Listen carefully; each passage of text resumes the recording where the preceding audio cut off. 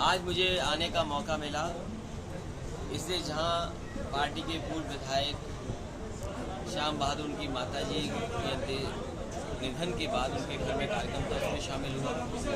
और साथ ही आज मैं राम आसिफ विश्वकर्मा जी, उनके सभी सहयोगी साथियों परिवार के लोगों से मिलने का मौका मिला। उस समय दुख की घड़ी में मैं नहीं पहुंच पाया था, इसलिए आज मैंने ज़रूरी समझा कि आज जब मैं जा रहा हूं आजमगढ़ तो परिवार से मैं मिलूँ। जहाँ तक आजमगढ़ का सवाल है, ये एक्सप्रेसवे इसीलिए बनाया गया था कि आजमगढ़ में जल्दी आएँ और जल्दी लोगों से मिल सकें। जिस समय नेताजी यहाँ से लोकसभा के साथ थे, समाजवादी पार्टी की सरकार थी, आगरा लखनऊ एक्सप्रेसवे बन गया था को और आगे ले जाएं। उस समय यहाँ की जनता ने कभी एक्सप्रेसवे नहीं मांगा था, लेकिन उसके बावजूद समाजवादी सरकार ने समाजवादी पूर्वांचल एक्सप्रेसवे दिया था। तो आज एक्सप्रेसवे है, आजमगढ़ से आना जाना आसान हो गया। जनता का आना जाना आसान है तो हमारा भी आना जाना आसान है। सर, कथित रूप से ज्ञानवापी मंदिर वहाँ पे जो शिवलिंग मिला है उसको लेकर के किस तरीके से आप देख रहे हैं? ज्ञानवापी मस्जिद बहुत पुरानी रही है और ये भारतीय जनता पार्टी की जानबूझ करके साजिश है। भारतीय जनता पार्टी के ये इंडिविजिबल मित्र हैं जो समय समय पर निकल करके आते हैं।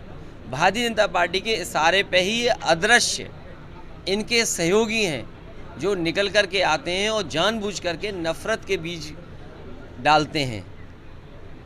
जहाँ तक कोर्ट का सवाल है, इससे पूर्व सुप्रीम कोर्ट ने भी या और फैसलों में भी इस बात को कहा गया है कि पुरानी चीज़ों को नहीं उठाया जा सकता, लेकिन उसके बावजूद भी भारतीय जनता पार्टी के सारे में हिंदू मुस्लिम झगड़े लगे रहे, नफरत फैलती रहे।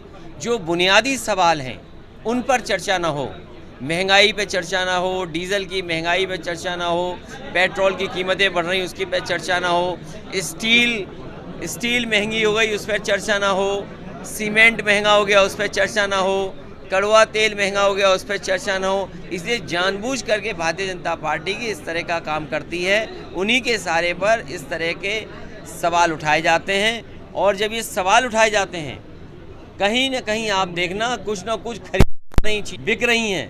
अभी तक तो भारतीय जनता पार्टी कहती थी 1 नेशन 1 राशन। हो सकता है आने वाले समय में भारतीय जनता पार्टी कहे कि एक देश एक पूंजीपति। इसलिए हम लोगों को सावधान रहना पड़ेगा भारतीय जनता पार्टी की साजिश से। सर, अपात्र बताकर राशन कार्ड से लोगों के नाम काटे जा रहे हैं। भारतीय जनता पार्टी अभी तक तो उद्योगपतियों से मुनाफा कमा रही थी कि अगर देखें आप, सबसे ज़्यादा चंदा भारतीय जनता पार्टी को मिला है, पॉलिटिकल पार्टी को। ये पॉलिटिकल पार्टी वो है जो गरीबों से भी मुनाफा कमाना चाहती है। जब गेहूँ खरीदा गया होगा तो कोई कीमत नहीं होगी, और जब राशन दिया गया था गरीबों को तो कोई शर्त नहीं थी। अब चुनाव जीत गए तो गरीबों को पहचानते नहीं है। ये वो सरकार है जो गरीबों से भी वसूल रही है, मुनाफा कमाना चाहती है। सर, चर्चाएं हैं और कयास भी लगाया जा रहा है कि डिम्पल जी यहाँ से लोकसभा प्रत्याशी हो सकती है उपचुनाव में। अभी मैं इस बात को नहीं कह सकता हूँ, लेकिन हमारी पार्टी के कार्यकर्ता नेता हम लोग बैठ करके तय करेंगे कि लोकसभा का आने वाले चुनाव में कौन प्रत्याशी होगा। लेकिन यहाँ की जनता पर और हमें कार्यकर्ताओं पर भरोसा है कि समाजवादी पार्टी की पुनः ऐतिहासिक जीत होगी।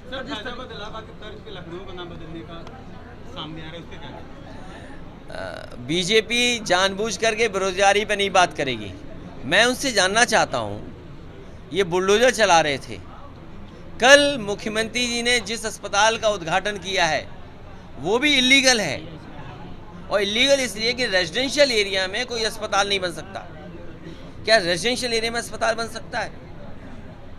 तो जब रेजिडेंशियल एरिया में अस्पताल नहीं बन सकता है तो बताओ, मुख्यमंत्री जी ने उद्घाटन कर दिया तो बुलडोजर चलेगा कि नहीं चलेगा? सर, कोई ने ट्वीट किया है कि महंगाई बेरोजगारी के जो है वो औरंगजेब है, प्रधानमंत्री उसके जिम्मेदार नहीं है। देखिए, मैं उनके सवाल का जवाब इसलिए नहीं दे रहा हूँ, जब हम और आप और अखबार और मीडिया के माध्यम से बीजेपी ने उलझा दिया, उसी समय न जाने कितनी भारत की चीज़ें बिक गई, न जाने किसने खरीद ली। इसीलिए बीजेपी ये चाहती है कि जो लोग नारा दे रहे थे 1 नेशन 1 राशन, हम और आप लोग इसी तरह उलझे रहे इन सवालों में। वो लोग ये ना कर दें, सब कुछ बेच दें और ऐसा लगे कि एक देश और एक पूंजीपति। कहीं ऐसा तो नहीं देश एक दिशा में ऐसे जा रहा हो जहां पर देश में एक देश एक पूंजीपति दिखाई दे।